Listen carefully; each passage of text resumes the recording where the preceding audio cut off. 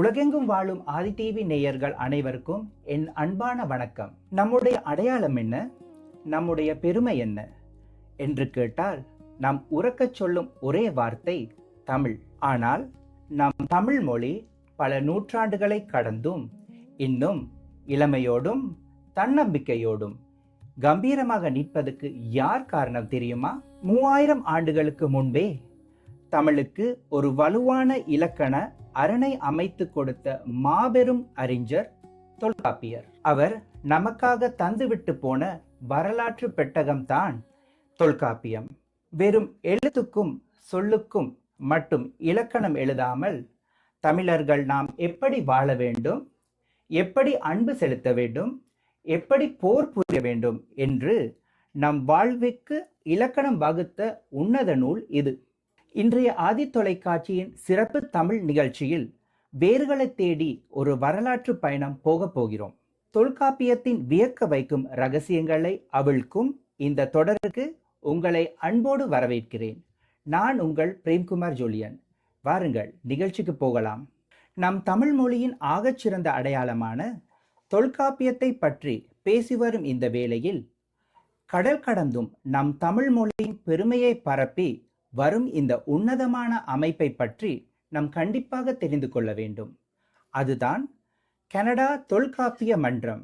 கடந்த 2015ஆம் ஆண்டு தொடங்கப்பட்ட இந்த அமைப்பு தொல்காப்பியம் கற்பதற்கு கடினமானது என்ற பிம்பத்தை உடைத்து அனைத்து புலம்பெயர் நாடுகளில் வாழும் அடுத்த தலைமுறை தமிழ் பிள்ளைகளுக்கு கொண்டு சேர்க்கும் உன்னதமான பணியை செய்து வருகிறது. மாதாந்தம் கருத்தரங்குகள், உலக தொல்காப்பிய ஆராய்ச்சி மாநாடுகள் என தொடர்ந்து தமிழ் சேவை ஆற்றி வரும் இந்த மாபெரும் மன்றத்திலிருந்து முக்கிய ஆளுமைகள் நம்மோடு இன்று இணைந்திருக்கிறார்கள். அவர்களை ஆதி தொலைக்காட்சி நேயர்கள் சார்பாக வரவேற்பதில் பெரும் மகிழ்ச்சி அடைகிறோம். இன்றைய நிகழ்ச்சியில் முன்னாள் தலைவர் ஐயா சிவபாலு தங்கராஜா அவர்களும் முன்னாள் செயலாளர் ஐயா சண்முகராஜா சின்னத்தம்பி அவர்களும் இணைந்துள்ளார்கள். வணக்கம். வணக்கம். வணக்கம். வணக்கம் ஆதி தொலைக்காட்சி நேயர்களே. வணக்கம் ஆதி தொலைக்காட்சி நேயர்களுக்கு வணக்கம். ஐயா, உங்களை பற்றி ஒரு சிறிய அறிமுகத்தை தர முடியுமா? நல்லது. நான் இலங்கையில் ஒரு உயர்தர பாடசாலை அதிபராக கடமையாற்றியதன் பின்னர் அங்கு உள்ள நெருக்கடிகள் காரணமாக கனடாவுக்கு புலம்பெயர்ந்தேன். கனடாவில் தமிழ் மொழியை எப்படியாவது எங்களுடைய பிள்ளைகளுக்கு கடத்த வேண்டும் என்ற எண்ணத்திலே பல்வேறு முயற்சிகளை எடுத்துக்கொண்டு வந்தோம். அந்த வகையிலே முதலாவது நான் கனடா எழுத்தாளர் இணையத்தின் தலைவராக பணியாற்றினேன். அதன் பின்னர் இந்த தொல்காப்பிய மன்றத்தை ஆரம்பிக்க வேண்டும் என்ற உந்துதல் ஏற்பட்டதன் காரணமாக அதன் ஆரம்பகால தலைவராகவும் நான் செயல்பட்டேன். அதன்படி இந்த தொல்காப்பிய மன்றம் இன்று வளர்ச்சி அடைந்து வந்திருக்கின்றது. இது 2015ஆம் ஆண்டு நாங்கள் இதை தொடங்கினோம். அதன்படி பிள்ளைகளுக்கு தொல்காப்பியம் பற்றிய வினாவிடை போட்டிகள், படம் பார்த்து சொல்லுகின்ற போட்டிகள், அது மட்டுமில்லாமல் காட்சியுடன் அவர்கள் பேசுகின்ற நிலைமைகள் என்று பிள்ளைகளை உள்வாங்கி அவர்கள் தொல்காப்பியத்தின் புரிதலுக்கான பல முயற்சிகளை எடுத்துக்கொண்டு வந்தோம். அது தொடர்ந்து வருடா வருடம் அது மட்டுமில்லாமல் கருத்தரங்குகள் பலவற்றை நிகழ்த்தினோம். இந்த கருத்தரங்குகள் மிகவும் தொல்காப்பியத்தை பற்றிய பெரும் அறிஞர்களாக நான் இங்கே நினைவு கூறக்கூடியவர் பேராசிரியர் பசுதி அவர்கள் என்று எங்களோடு இல்லை. அவர் உண்மையிலேயே எங்களுக்கு மிகவும் பக்கபலமாக நின்று செயற்பட்டவர். அதே போல பேராசிரியர் பாலசுந்தரம் அவர்கள், பேராசிரியர் சுப்பிரமணியன் அவர்கள் போன்றவர்கள் எங்கள் மன்றத்துக்கு வருகை தந்து கருத்தரங்குகளிலே பல தாக்கமான கருத்துரைகளை எங்களுக்கு தந்திருந்தார்கள். அதே போல பல்வேறு மாணவர்களுடைய கருத்துக்களையும் நாங்கள் விடக்கூடிய வகையிலே பேச்சு போட்டிகள், வினாவிடை போட்டிகள், அது மட்டுமில்லாமல் எழுத்துப் போட்டிகள் என பல்விதமான போட்டிகளை ஏற்படுத்தி அவர்களுக்கு தொல்காப்பியத்தை பற்றிய புரிதலை ஏற்படுத்துவதற்கு எங்களாலான முயற்சிகளை செய்தோம். இதற்கு பக்கபலமாக என்னோடு பலரும் உழைத்திருந்தார்கள். அவர்களுடைய உழைப்பு இன்று வீண் போகவில்லை. இது மிகவும் வளர்ச்சி அடைந்து இன்றைய உன்னத நிலைக்கு அடைந்திருக்கின்றது. 24ஆம் ஆண்டு முதல் ஒரு உலக தொல்காப்பிய ஆராய்ச்சி மகாநாட்டை நடத்தி வெற்றி கண்டது. ஆனால் அதுக்கு முதல் 2016ஆம் ஆண்டு நாங்கள் ஒரு மாநாட்டை நடத்தியிருந்தோம். இதற்கு கால்கோள் விட்டவர் உண்மையிலேயே பேராசிரியர் மு. இளங்கோவன் அவர்கள். அவர்கள்தான் கனடாவிலே தொல்காப்பிய மன்றத்தை ஆரம்பிக்க வேண்டும் என்று முனைப்பு கொடுத்தவர். அவரோடு தொடர்ந்து ஆதரவாளர் பேராசிரியர் பாலசுந்தரம் அவர்களும் ஒத்துழைப்பு தந்ததன் காரணமாக இதை நாங்கள் ஆரம்பிக்கக்கூடியதாக இருந்தது. அந்த வகையிலே இந்த தொல்காப்பிய மன்றம் இன்று பல்வேறு வகைகளே வளர்ச்சி அடைந்து விரிவுபட்டு பல முயற்சிகளை தன்னகத்தை கொண்டு வருகின்றதை நாங்கள் காணக்கூடியதாக இருக்கின்றது. இதிலே முக்கியமாக 2வது தலைவராக பணியாற்றியவர் சவா அருள் சுப்ரமணியம் அவர்கள் இன்று நம்மோடு இல்லை. அவரை இந்த இடத்திலே நினைவு கூறுவது பொருத்தமாக இருக்கும் என்று நினைக்கின்றேன். அதைத் தொடர்ந்து இன்றைய தலைவர் மிகவும் பல்துறை சார்ந்த ஒரு அறிவார்ந்த ஒரு நல்ல ஒரு தலைவரை நாங்கள் கொண்டு வந்து சேர்த்தோம். அவர்தான் மொழி மூச்சாக இந்த உலக தொல்காப்பிய ஆராய்ச்சி மாநாட்டை நடத்த வேண்டும் என்று முனைப்பு காட்டி பல்வேறு அறிஞர்களையும் உலக எங்கும் பல்வேறு நாடுகளிலிருந்து அவர்களை அழைத்து இந்த மாநாட்டை ஆரம்பித்து வைத்தார். அது 24ஆம் ஆண்டு நடத்தப்பட்ட அந்த முதலாவது தொல்காப்பிய மாநாட்டிலே பல்வேறு அறிஞர்களையும் பல்வேறு அமைப்புகளையும் இணைப்பதற்கு முயற்சி செய்தது. அதிலே முக்கியமாக இந்தியாவிலிருந்து இலக்குவனார் அவர்களுடைய அமைப்பை இங்கே ஏற்படுத்தி அதனோடு இணைந்து செயற்பட்ட ஒரு பெரிய வெற்றியையும் கண்டது என்பதை இந்த இடத்திலே நினைவு கூற விரும்புகின்றேன். ஐயா, உங்களை பற்றிய அறிமுகத்தையும் எங்களுக்கு கூறுங்களேன். நல்லது. நான் மருத்துவ துறை பின்புலத்தை சார்ந்தவன். தாதியர் பயிற்சி கல்லூரி விரிவுரையாளராக யாழ்ப்பாணம், மட்டக்களப்பு ஆகிய பகுதிகளிலே உள்ள தாதியர் பயிற்சி கல்லூரியிலே விரிவுரையாளராகவும், மட்டக்களப்பு தாதியர் பயிற்சி கல்லூரியில் துணை முதல்வராகவும் பணியாற்றியவன். பின்னர் மத்திய கிழக்கு நாடான ஓமானுக்கு சென்று அங்கே மஸ்கட் நகரிலே உள்ள இன்ஸ்டிடியூட் ஆஃப் ஹெல்த் சயின்ஸிலே அங்கேயும் நான் தாதியர் பயிற்சி விரிவுரையாளராகவும் பாடத்திட்ட இணைப்பாளராகவும் அங்கே கடமையாற்றியவன். 1999ஆம் ஆண்டு கனடாவுக்கு புலம்பெயர்ந்து இங்கே வந்து டொரண்டோ ஈஸ்ட் ஜெனரல் ஹாஸ்பிட்டல் என்ற அந்த மருத்துவமனையிலே அவசரகால பிரிவிலே மேலாளராக பணியாற்றினேன். பின்னர் ஓய்வு பெற்றேன். அதன் பின்னர் ஜேஆர்எஸ் கல்லூரியிலே மருத்துவத்துறை விரிவுரையாளராக, பகுதி நேர விரிவுரையாளராக பணியாற்றி கொண்டு வருகின்றேன். அந்த வேளையிலே நான் அண்ணாமலை கனடா வளாகத்திலே தமிழிலே முதுகலை பயின்று பட்டம் பெற்றேன். அந்த வேளையிலே தான் நான் தொல்காப்பிய மன்றத்தோடு இணைந்து செயலாற்ற வேண்டிய அந்த வாய்ப்பு கிடைத்தது. அங்கே தொல்காப்பிய மன்றத்தில் நான் 2017ஆம் ஆண்டிலிருந்து துணை செயலாளராகவும், பின்னர் 2022ஆம் ஆண்டில் இருந்து 2024ஆம் ஆண்டு வரையும் செயலாளராகவும் பணியாற்றியவன். அதே வேளையிலே கனடா தமிழ் கவிஞர் கழகத்தின் ஆரம்பகால தலைவராகவும் முன்னாள் தலைவராகவும் இருக்கின்றேன். இப்பொழுது தொல்காப்பிய மன்றத்தின் செயற்குழுவின் உறுப்பினராக பணியாற்றி வருகின்றேன். பொதுவாக தொல்காப்பியம் என்றாலே அறிஞர்களுக்கு மட்டும் புரியும் அது ஒரு கடினமான இலக்கண நூல் என்ற ஒரு பிம்பம் இருக்கிறது. இந்த பிம்பத்தை உடைத்து சாமானிய மக்களுக்கு கொண்டு சேர்க்க உங்கள் மன்றம் என்ன முயற்சிகளை எடுத்து வருகிறது ஐயா? ஆமாம், அது நல்ல ஒரு கேள்வி. உண்மையிலேயே தொல்காப்பியம் என்றால் மற்றவர்களுக்கு, சாமானியமானவர்களுக்கு புரியாது, விளங்காது என்று அதை படித்தவர்கள், அதிகம் சிறப்பாக பண்டிதர்கள், வித்துவான்கள் அல்லது பல்கலைக்கழகங்களிலே தமிழை ஒரு பாடமாக எடுப்பவர்களுக்கு மட்டும்தான் கற்பித்து வரப்பட்டது.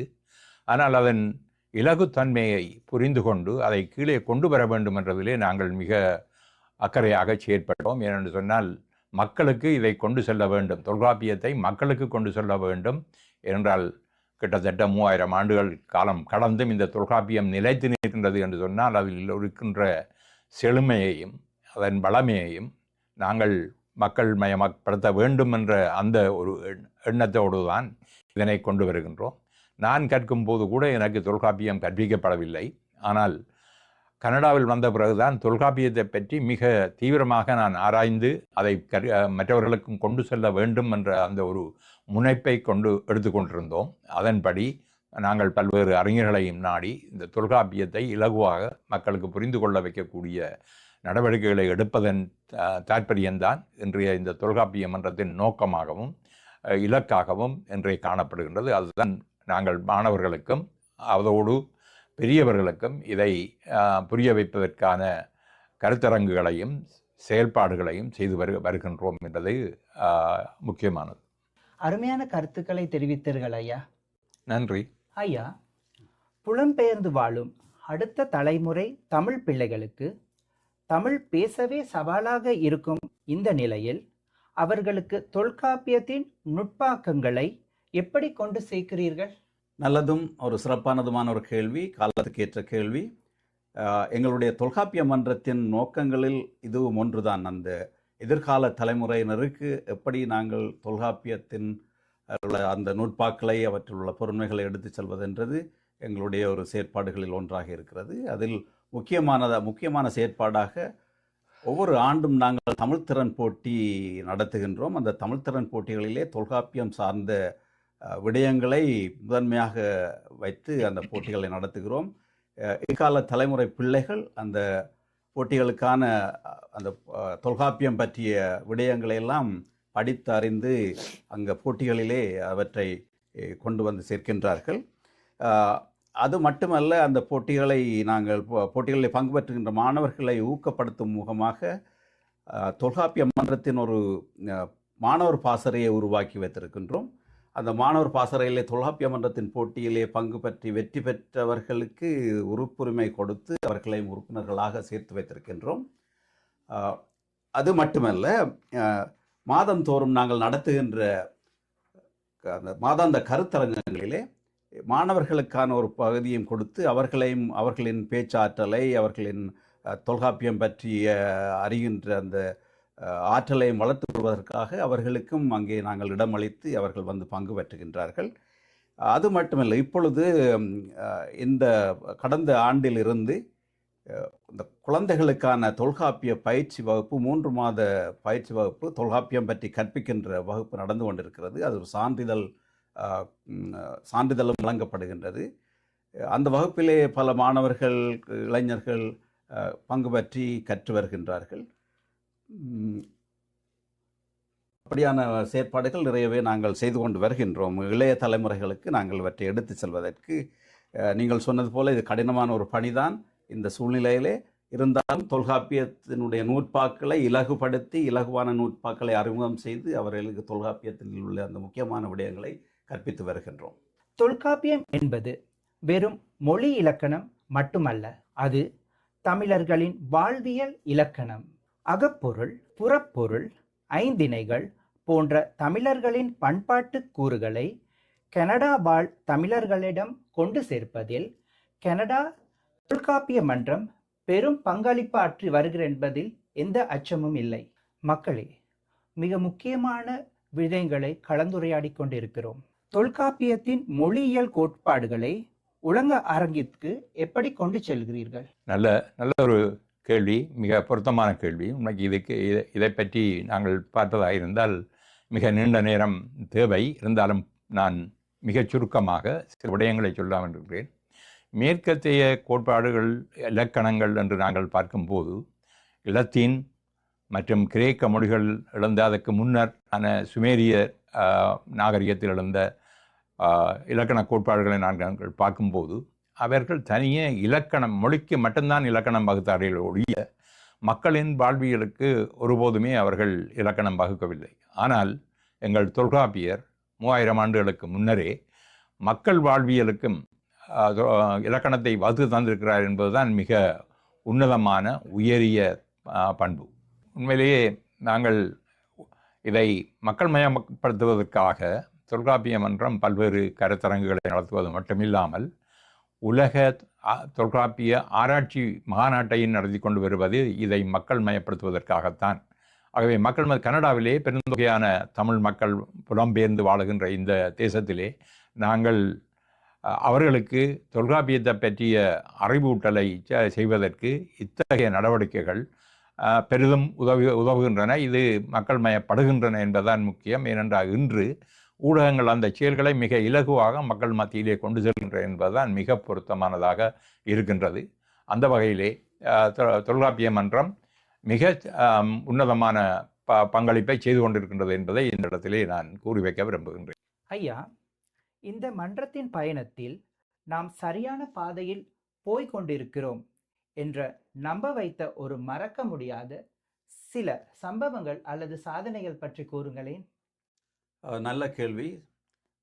எங்களுடைய மன்றம் தொடங்கிய காலத்திலிருந்து இன்றைக்கு இந்த மன்றத்தினுடைய வளர்ச்சியை பற்றி பார்க்கின்ற பொழுது நாங்கள் அடைந்திருக்கின்ற இந்த முன்னேற்றம் இந்த உங்களுடைய கேள்விக்கு ஒரு பதிலாக வரும் என்று நம்புகின்றேன். நாங்கள் தொடங்கிய போது எங்களுடைய மன்றத்திலே உறுப்பினர்களின் எண்ணிக்கை ஒரு 15 பேருக்குள்ளே தான் இருந்தது. இன்றைக்கு நான் நினைக்கிறேன் ஒரு 50க்கும் மேற்பட்டவர்கள் வாழ்நாள் உறுப்பினர்களாக சேர்ந்து இந்த மன்றத்தினுடைய அந்த உறுப்பினர் எண்ணிக்கையை விரிவடைய செய்திருக்கின்றார்கள். அதொன்று. இரண்டாவது, இந்த மன்றம் தொடங்கிய காலத்திலே செய்த செயற்பாடுகள் ஒரு சிலவாகத்தான் இருந்தன. தமிழ் திறன் போட்டி நடத்துவது, மாதாந்த கருத்தரங்கள் நடத்துவது போன்ற அந்த செயற்பாடுகள் மட்டும் இருந்தது. அத்தோடு ஆண்டு விழா நடத்துவது போன்ற செயற்பாடுகள் இருந்தது. இன்றைக்கு பார்த்தோம் என்றால் 2வது உலக தொல்காப்பிய ஆராய்ச்சி மாநாடு நடத்துகின்ற அளவுக்கு அதனுடைய செயற்பாடுகள் விரிவடைந்திருக்கின்றன. எங்களுக்கு தெரியும், திருக்குறள் எப்படி உலகமயமாக்கப்பட்டது என்பது. அது உலக பொதுமறை என்று கூறுகின்றோம். திருக்குறளை உலகம் முழுக்க சென்றடைந்திருக்கிறது, பல மொழிகளில் மொழிபெயர்க்கப்பட்டு. அதே போலத்தான் தொல்காப்பியம் எங்களுடைய தமிழ் மொழியினுடைய செம்மொழி அங்கீகாரத்துக்கும் தமிழ் மொழி ஒரு தொன்மையான மொழி என்பதற்கும் அடிப்படை ஒரு வேறாக இருப்பது தொல்காப்பியம். அந்த தொல்காப்பியத்தை இன்றைக்கு நாங்கள் ஒரு காலத்திலே தமிழ் மக்கள் கூட அறிந்திருக்காத அளவிலே இருந்தது தொல்காப்பியம். அது அறிஞர்கள் மட்டத்திலே மட்டும் அறிந்த ஒரு விடயமாக இருந்தது. இன்றைக்கு அது மக்கள் மயமாக்கப்பட்டு பலருக்கும் சென்று சேர்க்கின்ற அளவிலே நாங்கள் எங்களுடைய செயற்பாடுகள் மூலம் அவற்றை விரிவடைய செய்திருக்கின்றோம். சென்ற 2 ஆண்டுகளுக்கு முன்னர் கனடாவிலே உலக தொல்காப்பிய ஆராய்ச்சி மகாநாட்டை மிக வெற்றிகரமாக நடத்தியிருந்தோம். அந்த மகாநாட்டுக்கு நான் நினைக்கிறேன் 125 ஆய்வு கட்டுரைகள் பல நாடுகளிலிருந்தும் வந்திருந்தன. பல நாட்டு அறிஞர்களும் அந்த ஆய்வு கட்டுரைகளை சமர்ப்பித்திருந்தார்கள். இந்த முறை நடைபெறுகின்ற தொல்காப்பிய ஆராய்ச்சி 2வது ஆராய்ச்சி மாநாட்டுக்கு சுமார் 300க்கும் மேற்பட்ட கட்டுரைகள் உலகெங்கிலும் இருந்து வந்திருக்கிறது. தமிழகம், இலங்கை, மலேசியா, சிங்கப்பூர் மற்றும் ஐரோப்பிய நாடுகள், அமெரிக்கா போன்ற நாடுகள், பல நாடுகளிலிருந்தும் அறிஞர் பெருமக்கள் தங்களுடைய ஆய்வு கட்டுரைகளை இங்கே எங்களுக்கு அனுப்பி வைத்திருக்கின்றார்கள். இது என்னத்தை காட்டுகின்றது என்றால், எங்களுடைய செயற்பாடு, தொல்காப்பியத்தை பரவலாக்குகின்ற செயற்பாடு பல நாடுகளுக்கும், பல தேசங்களில், இந்த உலகத்திலே உள்ள பல நாடுகளுக்கும் பறந்து சென்றிருக்கின்றது என்பதை காட்டுகிறது. அத்தோடு இன்றைக்கு நாங்கள் இங்கே எடுத்திருக்கின்ற இளைஞர் நிகழ்கால அல்லது எதிர்கால தலைமுறைக்கு நாங்கள் அவர்களை ஈடுபடுத்தி செய்கின்ற செயற்பாடுகள் எல்லாம் மிக விரிவடைந்திருக்கின்றன. மாணவர் பாசறை மூலம் பல மாணவர்களை உள்வாங்கி இருக்கின்றோம். எங்களுடைய அந்த தொல்காப்பிய தமிழ்த்திறன் போட்டியிலே கூட பல மாறுதல்களை ஏற்படுத்தி மாணவர்களை ஈர்க்கின்ற வகையிலே வினாடி வினா போன்ற நிகழ்ச்சிகளை எல்லாம் உள்ளடக்கி மாணவர்களை ஈர்க்கின்ற வகையிலே பல செயற்பாடுகளை செய்து கொண்டு வருகிறோம். இந்த வகையிலே நான் நினைக்கின்றேன், தொல்காப்பியத்தை நாங்கள் உலகமயமாக்கின்ற அல்லது பரவலாக்குகின்ற பணியிலே நாங்கள் வெற்றிகரமாக எங்களுடைய பாதை போய்க் கொண்டிருக்கின்றது என்பது என்னுடைய உறுதியான நம்பிக்கையாக இருக்கிறது. நேயர்களே, சுவாரஸ்யமாக போய்கொண்டிருக்கும் இந்த நிகழ்ச்சியில் நிறைவு கேள்வியாக, நமது தொல்காப்பிய மன்றம் கனடா வாழ் மக்களிடம் என்ன எதிர்பார்க்கிறது? நல்ல ஒரு கேள்வி. உண்மையிலேயே தொல்காப்பிய மன்றத்தில் நாங்கள் எதிர்பார்க்கக்கூடிய மிக முக்கியமான விடயம் இதை மக்கள் மயப்படுத்துவது என்பது மட்டுமல்லாமல், எவ்வளவு தூரத்துக்கு இன்று பாரதிதாசன், வள்ளுவம் மக்கள் மத்தியிலே பறந்து பிரிக்க முடியாத அளவுக்கு கலந்திருக்கின்றதோ, அதே போல இந்த தொல்காப்பியத்தை நாங்கள் மக்களிடம் கொண்டு செல்ல வேண்டிய கடப்பாடு உண்டு என்பதை எங்களுடைய தொல்காப்பிய மன்றம் உணர்ந்து செயற்படுவதை இந்த இடத்திலே நான் வலியுறுத்தி கூற விரும்புகின்றேன். உண்மையிலேயே பாரதி சொன்னார், மெல்லத் தமிழினைச் சாகும் என்று அங்கோர் பேதை உரைத்தனன் அந்த வசை நமக்கு வரலாமோ என்ற நிலையிலே தமிழ் இன்றும் தொடர்ந்து வளர்ச்சி பெற்று வருகின்றது. அதுவும் புலம்பெயர்ந்த நாட்டிலே மிக இறுக்கமாக பறந்து வளர்ந்து வருவதை நாங்கள் காணக்கூடியதாக இருக்கின்றது. அதற்கு மிக முக்கியமாக பிள்ளைகளுக்கு கொடுக்கப்படுகின்ற பங்களிப்பு, பிள்ளைகள் மூலம் பெற்றோர்கள் இதை அறிந்து கொள்கின்ற தன்மைகள். அது மட்டுமில்லாமல் நான் பல முதியோர் இல்லங்களுக்கு சென்றிருக்கின்றேன். முதியோர் இல்லங்களிலே கருத்தரங்குகளை செய்யும் போது அவர்கள் தொல்காப்பியத்தை பற்றி மிக தெளிவாக விரைவாக தாங்கள் அறிந்து கொள்ள வேண்டும் என்றதை என்னிடம் பலரும் கேட்டுக்கொண்டிருக்கின்றார்கள். அவ்விதமான அக்கறையை இந்த தொல்காப்பிய மன்றம் மக்கள் மத்தியிலே விதைத்திருக்கின்றது, கொண்டு செல்கின்றது என்பதை இந்த இடத்திலே நாங்கள் எடுத்து கூற வேண்டும். அது உண்மையிலேயே நல்ல ஒரு விடயமாக, நல்ல பரந்த அளவிலே பல்வேறு விடயங்கள் ஆராருக்கு என்னென்ன பொருத்தமோ, இன்னாருக்கு இன்னார் என்று சொல்வது போல அந்த இது பல இடங்களுக்கும் சொல்லக்கூடிய வகையில் இன்று தொழில்நுட்ப வசதி எங்களுக்கு வாய்ப்பாக அமைகின்றது. நாங்கள் முக்கியமாக நாடு கடந்து, கிராமங்கள் கடந்து, பல இடங்கள் கடந்து இந்த தொல்காப்பிய மன்றத்தை கொண்டு செல்லக்கூடிய கருத்துக்களை கொண்டு செல்லக்கூடியதாக இருக்கின்றது. நீங்கள் இன்று பார்த்தீர்களா, இந்தியாவிலே 400க்கும் மேற்பட்ட கிளைகளை ஆரம்பித்திருக்கின்றார்கள். அதே போல தொல்காப்பிய மன்றமும் கனடாவிலும் கிளைகளை ஆரம்பிக்க வேண்டும் என்பது எங்களுடைய அவா. அதுவும் நிச்சயமாக நடைபெறும். ஏனென்றால் தமிழர்கள் பறந்துபட்டு வாழுகின்ற இடங்களுக்கு இவை கடத்தப்பட வேண்டும், கொண்டு செல்லப்பட வேண்டும் என்பதிலே முக்கியமாக நாங்கள் செயற்பட்டு வருகின்றோம்.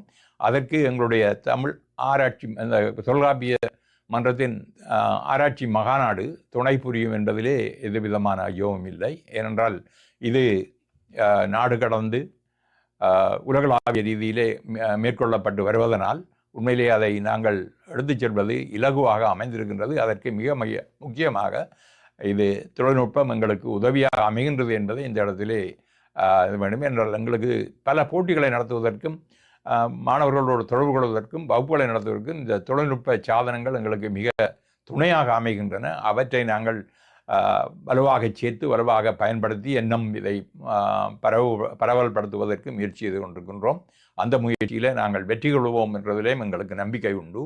ஏனென்றால் இன்று வருகின்ற ஏஐ யுகம், அதாவது செயற்கை நுண்ணறிவு எவ்வளவு தூரத்துக்கு மக்கள் முனைப்பட்டு வருகின்றதோ அதையும் பயன்படுத்தி நாங்கள் தொல்காப்பிய மன்றத்தை மக்கள் மத்தியிலே கொண்டு செல்வோம் என்றதை இந்த இடத்திலே உறுதியாக கூற விரும்புகின்றேன். உங்களுடைய தொல்காப்பிய மன்ற அனைத்து செயற்பாடுகளும் வெற்றி பெற என்னுடைய நிறைவான வாழ்த்துக்கள். நன்றி ஐயா. உங்களுடைய நிறைவு கருத்துக்களையும் எங்களுக்கு தெரிவிங்க ஐயா. நல்லது. உங்களுடைய அந்த இறுதி கேள்விக்கு ஆசிரியர் சோபால் அவர்கள் நிறைவாகவே நிறைய கருத்துக்களை கூறியிருந்தார். ஒரு சில கருத்துக்களை நான் அதை முழுமையாக நிறைவு செய்வதற்காக கூற விரும்புகின்றேன். கவிஞர் வைரமுத்து சொல்லுவார், எல்லா அதிகாரங்களும் வீழ்ச்சி அடைந்து விட்டன. தொல்காப்பியரின் எழுத்ததிகாரம், சொல்லதிகாரம், பொருளதிகாரம் ஆகிய அந்த அதிகாரங்கள் வீழ்ச்சி என்றுமே வீழ்ச்சி அடையாது, அது எப்பொழுதுமே எழுந்து நிற்கும் என்று. அந்த வகையிலே தான் இன்றைக்கு இந்த தொல்காப்பிய மன்றம் கனடாவிலும் சரி, தமிழகத்திலும் சரி, அல்லது மற்ற உலக தொல்காப்பிய மன்றங்கள் யாவும் இந்த தொல்காப்பியத்தை இன்று மக்கள் மயப்படுத்துவதிலே மிகவும் தீவிரமாக ஈடுபட்டு வருகின்றார்கள். அதற்கு உறுதுணையாக இன்றைய காலத்திலே இருக்கின்ற இந்த தொழில்நுட்பம் பெரிதும் உதவுகின்றது.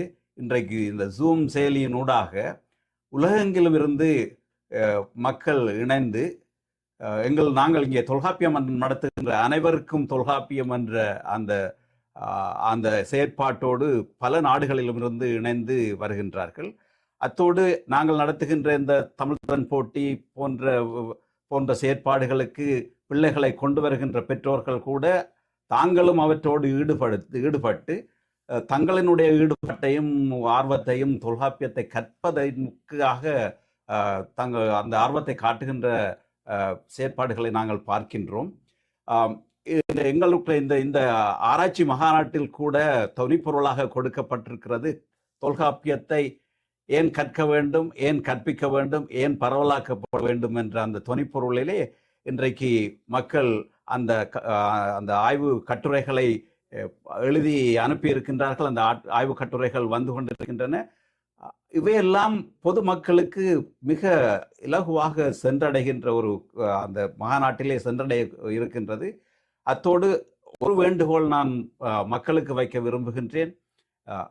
பெற்றோர்கள் தான் பிள்ளைகள். இன்றைக்கு புலம்பெயர்ந்த நாடுகளிலே தமிழை கற்பதற்கு பிள்ளைகளுக்கு ஆர்வம் எப்படி வருகிறது என்றால் அது பெற்றோர்களுடைய அவர்கள் கொடுக்கின்ற அந்த ஊக்கத்தால் தான் அந்த ஆர்வம் வந்து கொண்டிருக்கிறது. பெற்றோர்கள் முழு மூச்சாக முயன்று தங்களுடைய பிள்ளைகளுக்கு தமிழ் கற்பிக்க வேண்டும் என்கின்ற அந்த ஆர்வத்தை கொடுக்கின்றார்கள். அந்த ஆர்வத்தை தொல்காப்பியத்தை கற்பதற்கும் பெற்றோர்கள் பிள்ளைகளுக்கு கொடுக்க வேண்டும். இன்றைக்கு நாங்கள் எங்களுடைய தொல்காப்பிய மன்றம் சிறுவர்க்கான தொல்காப்பிய வகுப்புகளை, சான்றிதழ் வகுப்புகளை நடத்தி கொண்டிருக்கின்றது. அதற்கு உங்களுடைய பிள்ளைகளை கொண்டு வாருங்கள். அதோடு அனைவருக்கும் தொல்காப்பியம் என்று வளர்ந்தோர்கள், முதியோர்கள் எல்லோருக்குமாக கொடுக்கப்படுகின்ற அந்த கற்றல் வகுப்பும் நடந்து கொண்டிருக்கிற அதிலும் நீங்கள் வந்து ஈடுபடலாம். தொல்காப்பியம் வந்து முன்னர் நாட்கள் சொன்னது போல வெறும் இலக்கணம் அல்ல, அது ஒரு வாழ்வியல் நூலாகவும் ஒரு இலக்கியமாகவும் காணப்படுகிறது. அதை நாங்கள் கற்று எங்களுடைய தொன்மையான அந்த தொன்மையாக எங்களுக்கு கிடைத்த அந்த செல்வத்தை நாங்கள் விரிவுபடுத்திக் கொள்ள வேண்டும் என்ற அந்த நோக்கத்தை நாங்கள் நிச்சயமாக நிறைவு செய்யலாம். உங்கள் எல்லோருடைய ஒத்துழைப்பும் உங்களுடைய ஆர்வமும் எங்களுக்கு தேவை. வந்து இணைந்து கொள்ளலாம். எங்களுடைய மன்றத்தில் கூட பலரும் வந்து இணைந்து ஆயுள் உறுப்பினர்களாக இணைந்து கொண்டு செயற்படுவதற்கான வாய்ப்புகள் இருக்கின்றன. வாருங்கள், நீங்கள் எல்லோரும் வந்து எங்களுக்கு உறுதுணையாக இருந்து நாங்கள் ஒன்று கூடி தேர்ந்தெடுப்போம் என்று கூறி இந்த வாய்ப்புக்கு நன்றி கூறி விடைபெறுகின்றேன். நன்றி, வணக்கம். நன்றி ஐயா, உங்களுடைய கருத்துக்களை எங்களோடு பகிர்ந்து கொண்டதுக்கு. நீங்க சொன்ன அனைத்து காரியங்களும் எங்களுடைய நேயர்களுக்கு சென்றடையும் என்று நாங்கள் விரும்புகிறோம். அதன்படி உங்களுடைய ஒவ்வொரு செயற்பாடுகளையும் நல்லபடியாக நடத்துவதற்கு எங்களுடைய வாழ்த்துக்களை இந்த ஆதி தொலைக்காட்சி வாயிலாக உங்களிடம் தெரிவித்துக் கொள்கிறோம். நன்றி. நன்றி. நன்றி. ஆதி தொலைக்காட்சி நிலையத்தினருக்கு எங்களை அழைத்து எங்களுக்கு சந்தர்ப்பம் தந்திருக்கவர்களுக்கு எங்கள் மனமார்ந்த நன்றிகளை தெரிவித்துக் கொள்வதோடு, இதை மக்கள் மயப்படுத்துவதற்கு அவர்களுடைய ஒத்துழைப்பும் உதவியும் எங்களுக்கு தொடர்ந்தும் கிடைக்கும் என்ற நம்பிக்கை எங்களிடம் உண்டு. அவர்கள் இதை மக்கள் மயப்படுத்துவதற்கு முயற்சியை செய்வதற்காக எங்களை அழைத்தது பாராட்டத்துக்கு உரியது. இது உண்மையிலேயே உலக மக்களிடையே கொண்டு செல்லக்கூடிய வாய்ப்பை ஏற்படுத்தி இருக்கின்றது என்பதை இந்த இடத்திலே கூறிக்கொண்டு அதற்கு சந்தர்ப்பம் தந்தவர்களுக்கு நாங்கள் நன்றியை கூறி விடைபெறுகின்றோம். நன்றி, வணக்கம். தரணியெங்கும் வாழும் தமிழ் மக்களே, தொல்காப்பியத்தை பறைசாற்றுவோம் வாரீர். மீண்டும் ஒரு தொல்காப்பிய நிகழ்ச்சியில் உங்களை சந்திக்கும் வரை உங்களிடமிருந்து விடைபெறுவது பிரேம்குமார் ஜூலியன். வணக்கம்.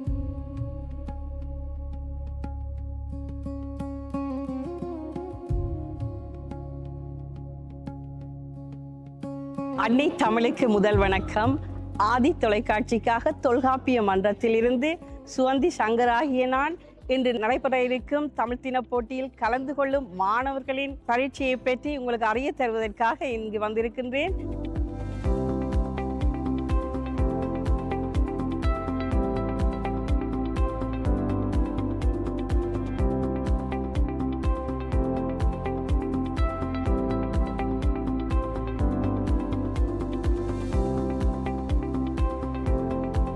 இப்போது நாங்கள் படம் பார்த்து கூறும் போட்டிக்கு வந்திருக்கின்றோம்.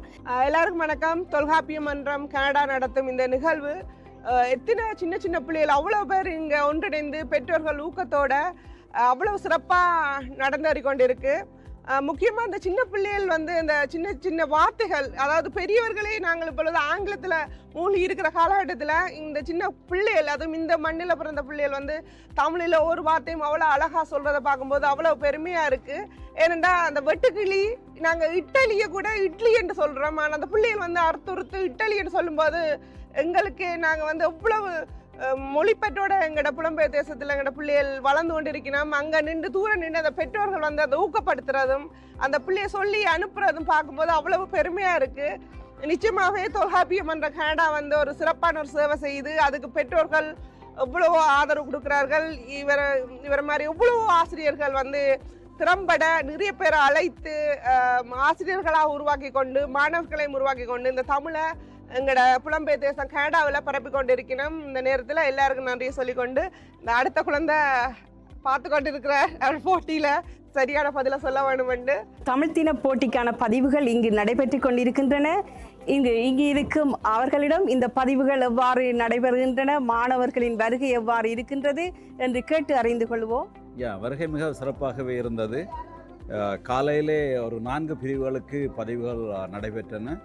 முன்கூட்டியே பதிவு செய்ததன்படி மாணவர்களின் வருகை நிறைவாகவே இருந்தது. ஒரு சில பிரிவுகளில் மட்டும் இருவர் வரவில்லை. இன்னும் தொடர்ந்து இந்த பதிவுகள் நடைபெற்று அடுத்து 2வது சுற்று போட்டிகள் நடைபெறுகின்ற அந்த பதிவுகள் இன்னும் சில நிமிடங்களில் ஆரம்பமாகும். தொல்காப்பிய மன்றம் நடாத்தும் தமிழ் திறன் போட்டியின் நிலையத்தில் இப்போ நாங்கள் நிற்கின்றோம்.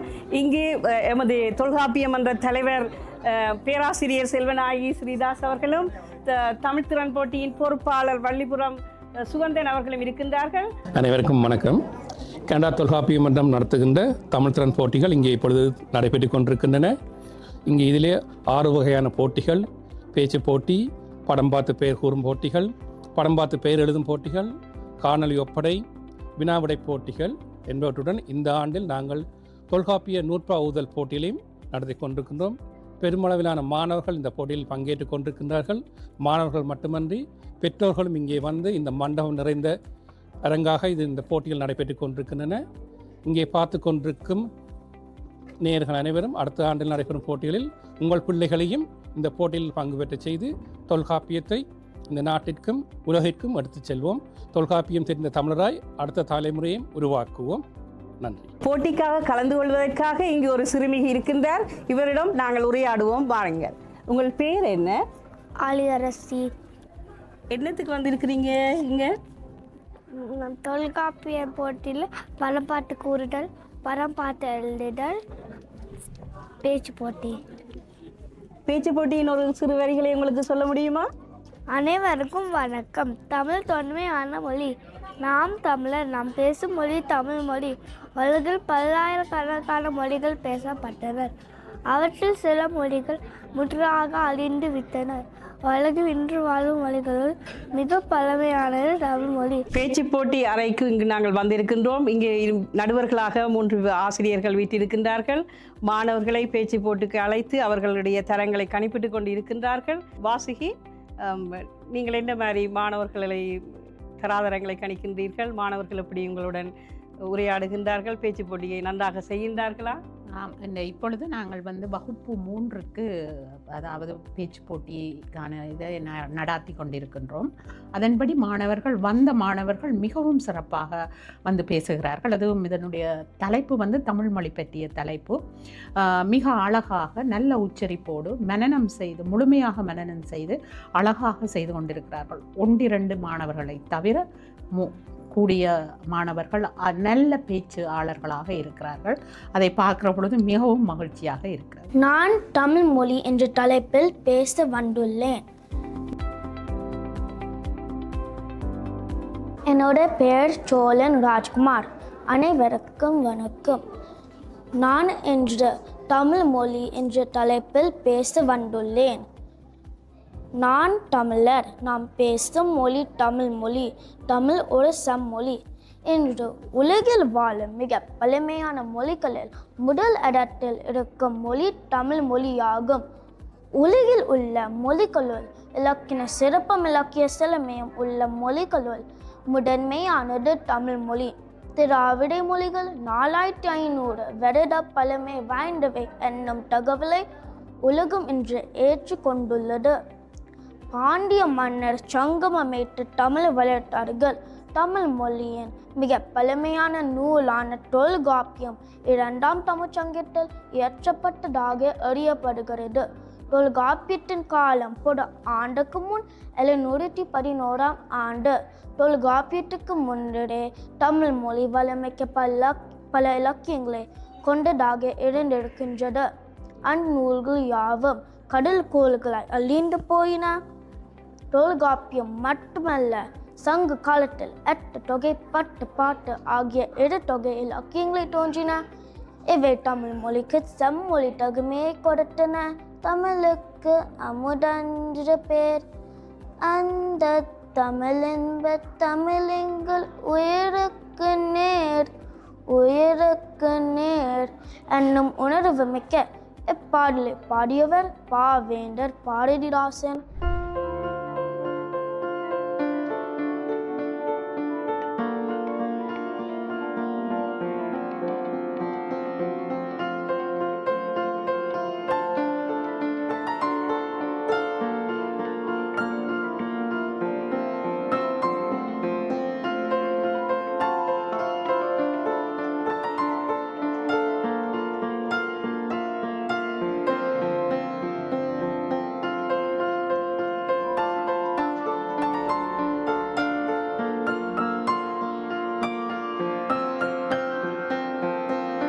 தமிழ்த்தின போட்டி நடைபெறும் மண்டபத்தில் இருக்கின்றோம். இங்கு எழுத்து பரீட்சை நடைபெற்றுக் கொண்டிருக்கின்றது. மாணவர்கள் படம் பார்த்து கூறுதல், படம் பார்த்து எழுதுதல், வினாவிடை போன்ற பரீட்சைகளை செய்து கொண்டிருக்கின்றார்கள். தமிழ்த்தின போட்டி காணொளி ஒப்படை இந்த அறையில் நடைபெற்றுக் கொண்டிருக்கின்றது. மாணவர்களுக்கு இந்த காணொளி ஒப்படையை எப்படி நடுவர்கள் நடத்துகின்றார்கள் என்பதை அவர்களின் ஊடாக அறிந்து கொள்வோம். இன்று 2வது தொல்காப்பிய ஆராய்ச்சி மாநாடு சிறார்களின் காணொளி ஒப்படை நிகழ்வு நடந்து கொண்டிருக்கின்றது. நாங்கள் இதில் 3 நபர்கள் நடுவர்களாக பங்கு கொண்டிருக்கின்றோம். இச்சிறார்களின் ஒப்படைப்பை தன்மையை உள்ளடக்கம், வெளிப்பாடு, உச்சரிப்பு, மேடை ஆளுமை எனும் 4 வகைகளில் நாங்கள் அவர்களை தரப்படுத்திக் கொண்டிருக்கின்றோம். எல்லாருக்கும் வணக்கம். என் பேர் வீரலட்சுமி யோகேந்திரன். நான் இன்றைக்கு தமிழ் வளர்த்த பெரியார் வரதராசனாரை பற்றி கூற வந்திருக்கேன். இவரண்ட அறிமுகம். வரதராசனார் அவர்கள் வாணர் என்றும் அன்பாக அழைக்கப்பட்டார். இவர் 20ஆம் நூற்றாண்டின் தலை சிறந்த தமிழறிஞர்களில் ஒருவராகவும் விளங்கினார். இவர் நாவல், கட்டுரை, ஆய்வு, மொழியியல் போன்ற பல துறைகளில் பங்களிப்பும் செய்துள்ளார். தமிழ் உரைநடையை எளிமைப்படுத்தினார். அறம், மொழிப்பற்று, சமூக பொறுப்பு ஆகியவற்றை எழுத்தோடு இணைத்தவர் ஆவார். இவரது ஆரம்ப வாழ்க்கை. இவர் வடஆற்காடு வேலத்தில் 1912ஆம் ஆண்டு ஏப்ரல் 25ஆம் தேதி பிறந்தார். இவர் பாரம்பரிய குடும்பத்திலேயே பிறந்ததாக கூறப்படுகிறது.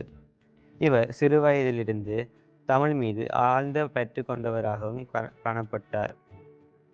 குடும்ப சூழல் காரணத்தினால் இவர் அறநெறியிலும் கல்வியிலும் மிகவும் ஆர்வம் காட்டியதாக கூறப்படுகிறது. கல்வி மற்றும் பணிச்சேவை. இவர் சென்னை பல்கலைக்கழகத்தில் 1961 முதல் 1971 வரை தமிழ்துறை தலைவராக பணியிருந்து தமிழ் ஆய்வை ஊக்குவித்தார். மற்றும் 1971 முதல் 1974 வரை மதுரை பல்கலைக்கழகத்தில், அதாவது தற்போதைய மதுரை காமராஜர் பல்கலைக்கழகத்தில் துணைவேந்தராக இருந்து உயர்தர கல்வியில் தமிழ் வளர்ச்சிக்கு முக்கிய பங்கை ஆற்றினார். தமிழுக்கு செய்த பங்களிப்புகள். இவர் புதினம், அதாவது நாவல்கள், சிறுகதைகள், நாடகங்கள், கட்டுரைகள், மொழியியல் ஆய்வுகள் என பல துறையில் தேர்ச்சி பெற்றவர். சங்க இலக்கியங்களுக்கு எளிய உரையை நடத்தியவர். திருக்குறள், சிலப்பதிகாரம் போன்ற மரபு நூல்களை பொதுமக்களுக்கு எளிமையான முறையில் எடுத்துரைத்தவர். இளைஞர்களுக்கு அறநெறி மற்றும் நாட்டுப்பற்றை விதைத்தார். இவரது முக்கிய நாவல்களாக அகல் விளக்கு, கல்லோ காவியமோ, நெஞ்சில் ஒரு முள், கரித்துண்டு, பெற்றமனம் மற்றும் வாடமலர் என்பன சிலவாகும். சிறுகதைகள் மற்றும் நாடகங்களாக கிபி 2000, பழியும் பாவமும், பச்சையப்பர், இளங்கோ, காதலங்கை என்பனவும் சிலவாகும். இவர் கட்டுரை மற்றும் கடித இலக்கியங்களும் எழுதியுள்ளார். பல இலக்கிய மற்றும் கல்வி அமைப்புகளின் வாழ்நாள் சாதனையாளராக இவர் விளங்கினார். நிலையான மரபாக இவர் தமிழ் உரைநடையை எளிமைப்படுத்தியுள்ளார். மரபு இலக்கியத்தை பொதுமக்களுக்கு எளிமையான முறையில் கொண்டு வந்தவர் ஆவார். திருக்குறள் தெரிவுரை இன்றும் எமது வீட்டில் உள்ள பொக்கிஷமாகும். அறநெறி, மொழிப்பற்று கொண்ட தலைமுறையை உருவாக்கினார். தமிழ்த்தின பேச்சு போட்டி வகுப்பு 6 இந்த அறையில் நடைபெற்று கொண்டிருக்கின்றது. அதற்கு நடுவர்களாக 3 ஆசிரியர்கள் கடமையாற்றி கொண்டிருக்கின்றார்கள். அவர்களிடம் இந்த பேச்சு போட்டி பற்றி கலந்துரையாடுவோம். வாருங்கள். இன்றைய கனடா தொல்காப்பிய மன்றம் நடாத்துகின்ற இந்த போட்டி மிகச் சிறப்பாக நடைபெறுகின்றது. வகுப்பு 6க்குரிய போட்டிகள் இங்கே தொடர்ந்து நடைபெற்று கொண்டிருக்கின்றது. அதிகமான மாணவர்கள் பங்கு பற்றி மிகச்சிறப்பாக செய்து கொண்டிருக்கின்றார்கள். அவர்களுடைய பேச்சுத்திறன், தமிழ்மொழி உச்சரிப்பு, அடுத்ததாக அவர்கள் மேடையில் ஆளுமை என்ற விடயங்கள் எல்லாம் மிகச்சிறப்பாக இருக்கின்றது. கொடுக்கப்பட்ட பேச்சினை அவர்கள் நன்றாக மனனம் செய்து பேசி கொண்டிருக்கின்றார்கள். இவர்களைப் போன்று ஏனைய தமிழ் மக்களும் தங்களுடைய பிள்ளைகளுக்கு தமிழை வளர்ப்பதற்காக இவ்வாறான தொல்காப்பிய மன்ற அல்லது ஏனைய சங்கங்கள் நடாத்துகின்ற தமிழ் போட்டிகளில், பேச்சு போட்டிகளில் பங்கு பெற்ற வேண்டும் என்று நாங்கள் கேட்டுக்கொள்கின்றோம். அனைவருக்கும் வணக்கம். எனது பெயர் அனகன். செம்மொழியான தமிழ் மொழிக்கு வித்திட்டவர் தொல்காப்பியர். தமிழ் மொழியில் இன்று கிடைக்கும் நூல்களுள் முதல் நூல் தொல்காப்பியம். தொல்காப்பியத்தில் செம்மொழி பண்புகள் காணப்படுகின்றனவா என்பதே இத்தலைப்பின் மையக்கருவாகும். முதலில் செம்மொழியாக அடையாளம் காண்பதற்கான தகமைகள் எவை என காண்போம். உலக அளவில் ஏற்றுக்கொள்ளப்பட்ட செம்மொழிக்கான பண்புகள் ஆவன. தொன்மையானதாக இருக்க வேண்டும். மனிதனத்துக்கு சரிவூட்டும் அரிய பண்புகள் அடங்கிய தனித்துவமான இலக்கிய மரபை கொண்டிருக்க வேண்டும். யாம் அறிந்த மொழிகளே தமிழ் மொழி போல் இனியாவது எங்கும் காணோம் என்றும் சொல்லில் உயர்வு தமிழ் சொல்லே என்றும் கூறியவர் பன்மொழி புலவரான மகாவி பாரதி.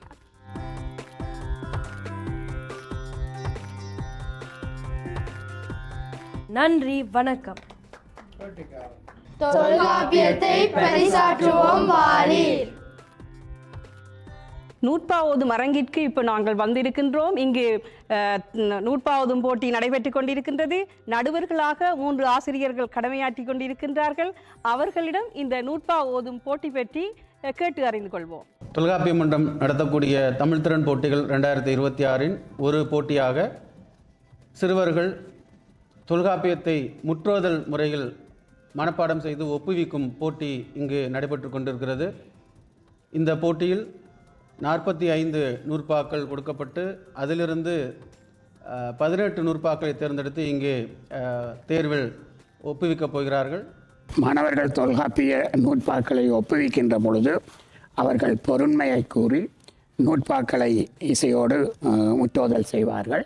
அவ்வாறு அவர்கள் ஒப்புவிக்கின்ற நேரத்தில் மதிப்பீட்டு முறையாக மனனம், உச்சரிப்பு, பொருள் தெளிவு, வெளிப்பாடு, மேடை ஆளுமை போன்ற விடயங்களுக்கு நாங்கள் புள்ளிகளிட்டு அவர்களுடைய நிலைகளை கணித்துக் கொள்வோம். மாணவர்கள் மிகுந்த ஆர்வத்தோடு இந்த போட்டியில் பங்கெடுத்துக்கிறாங்க. இவ்வளவு சின்னஞ்சிறு வயதில் அவங்க இந்த தொல்காப்பியத்தை இவ்வளவு ஆர்வத்தோடு இந்த நூற்பாவை இத்தனை நூற்பாக்கள் 45 நூற்பாக்களுக்கு மேலே மனனம் செய்து இங்கே 18 நூற்பாவை இப்போ எங்களுக்கு முன்னாடி முற்றோதலாக சொல்லி காட்டுறாங்க. இது மிகுந்த மகிழ்ச்சி அளிக்கக்கூடிய ஒரு விடயம். எழுத்தெனப்படுவ அகர முதல் நகர இருவாய் முப்பத்து என்ப சார்பு வரல் மரபின் 3 அலங்கலையே. கண்ணிமை நொடியன் அவ்வை மாத்திரை நுண்ணிதின் உணர்ந்தோர் கண்டவாறே மொழிமரபு எழுத்துக்கள் மொழியாதல். தொல்காப்பியம்னாலே அது உயர்நிலை படிப்புகளில், அதுவும் குறிப்பாக எம்ஏ படிக்கக்கூடிய நிலையில் தான் தொல்காப்பியத்தை கற்றுக்கிட்டாங்க. ஆனால் இப்போது 6ஆம் வகுப்பு படிக்கக்கூடிய மாணவர்கள் தொல்காப்பிய நூற்பாக்களை ரொம்ப ஓசை நயத்தோட முற்றோதல் முறையில் 18 நூற்பாக்களை ஒரே நேரத்தில் தொகுத்து சொல்கிறதுங்கிறது ரொம்ப அசாத்திய திறமை அதற்கு வேண்டும். அந்த வெறும் நூற்பாவை மனப்பாடம் பண்ணுறது மட்டும் இல்லாமல் அந்த பொருண்மையும் சேர்த்து அந்த நூற்பா என்ன சொல்லுது, எது தொடர்பான நூற்பா அப்படிங்கிறத சேர்த்து சொன்னது மிகுந்த சிறப்பான பாராட்டுகள் அவர்களுக்கு. பன்னீர் உயிரும் மொழி முதலாகும், உயிர்மை அல்லன மொழி முதலாகா.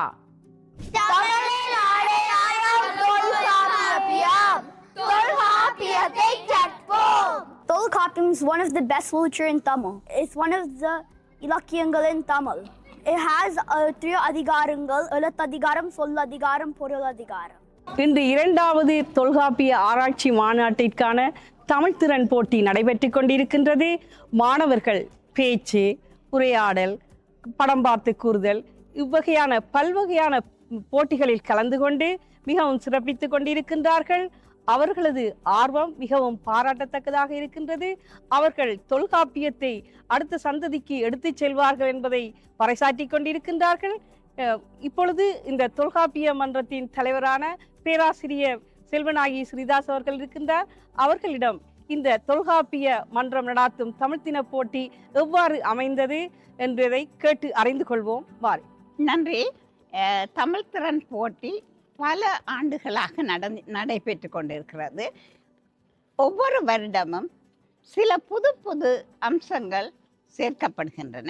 இந்த ஆண்டு குறிப்பாக தமிழ்த்திறன் போட்டியிலே பேச்சு போட்டி, படம் பார்த்து பேசுதல், படம் பார்த்து எழுதுதல், அவற்றுடன் ஒப்படை,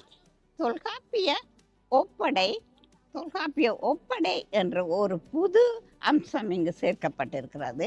குழந்தைகள் எல்லோரும் தொல்காப்பியத்தின் பல நூற்பாக்களை பாடம் செய்து மனனம் செய்து ஒப்படைக்கின்றார்கள். தற்பொழுது அது பேராசிரியர் இலசுந்தரம் அவர்களுடைய மேற்பார்வையிலே நடைபெற்று கொண்டிருக்கிறது முக்கியமான ஹாலில்.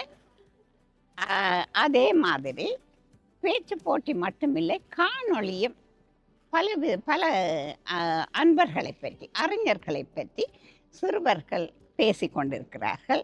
இதே நேரத்தில் பேச்சு போட்டி மட்டுமல்ல, ஏற்கனவே நடைபெற்று முடிந்த தொல்காப்பிய சிறுவர்களுக்கான தொல்காப்பிய வகுப்புகளில் பெறுபாறு அடைந்தவர்கள் கூட பலர் இங்கு இருக்கிறார்கள். மிக அழகாக அதை எடுத்து செல்லுகிறார்கள். இன்றைய நிகழ்வு இந்த ஸ்காப்ரோ சிவிக் சென்டரில் பல இடங்களில் 7-8 இடங்களிலே பல ஆசிரியர்களின் மேற்பார்வையிலே இந்த பரீட்சைகள் நடைபெற்று ஓரளவு முடிவுக்கு வந்து கொண்டிருக்கிறது. நான் இதனை பற்றி இன்னும் மேலும் சொல்வதானால், செயலாளர் சுவந்தன் அவர்கள் இந்த தொல்காப்பிய ஆராய்ச்சி மாநாட்டுக்கு நெறியாளராக உள்ள பேராசிரியர் இலசுந்தரம் அவர்கள் மிக கடுமையாக இதற்கு பாடுபட்டு உழைத்து இந்த வெற்றிக்கு அவர்களின் ஒரு காரணம்.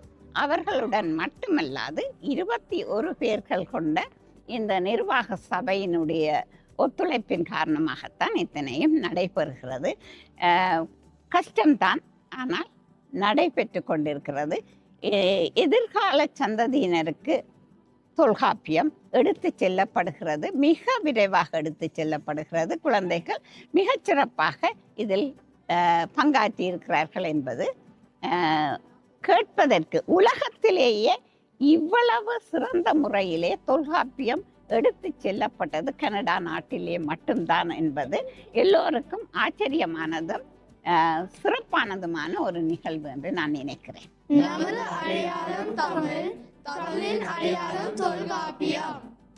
இன்றைய தமிழ் தின போட்டி மிகவும் சிறப்பாக நடைபெற்றிருக்கின்றது. தொல்காப்பிய மன்றம் இந்த போட்டியை வருடம் செய்து கொண்டு வருகின்றது. பெற்றோர்கள் தங்களுடைய பிள்ளைகளை இந்த போட்டியில் கலந்து கொள்ள செய்ய வேண்டும். இந்த முறை அளவுக்கு அதிகமான மாணவர்கள் இந்த போட்டிகளில் பங்கு பெற்றினார்கள். தொல்காப்பிய நூற்பா ஓதுதல் என்ற புதிய போட்டியும் இந்த முறை அறிமுகப்படுத்தப்பட்டது. அந்த போட்டிகளிலும் மாணவர்கள் தங்களால் இயன்ற அளவு கலந்து கொண்டு சிறப்பித்துள்ளார்கள். மேலும் இந்த தமிழ் தின போட்டியில் இன்னும் கூடுதலான மாணவர்கள் கலந்து கொள்ள வேண்டும். இந்த தொல்காப்பியத்தை கற்றுக்கொள்ள வேண்டும், அடுத்த சந்ததிக்கு எடுத்து செல்ல வேண்டும் என்பதே இந்த தொல்காப்பிய மன்றத்தின் நோக்கமாகும். இதனை பெற்றோர்கள் கருத்தில் கொண்டு புலம்பெயர் நாட்டில் வாழ்கின்ற நாங்கள் இந்த எங்களுடைய சந்ததியினர் தங்களுடைய தாய்மொழியை கற்றுக்கொள்ள வழி செய்ய வேண்டும். தொல்காப்பியத்தை பரப்புதல் வேண்டும், தொல்காப்பியத்தை சிறப்பாக எடுத்து செல்ல வேண்டும் என்று கூறி விடைபெறுகிறேன். நன்றி, வணக்கம்.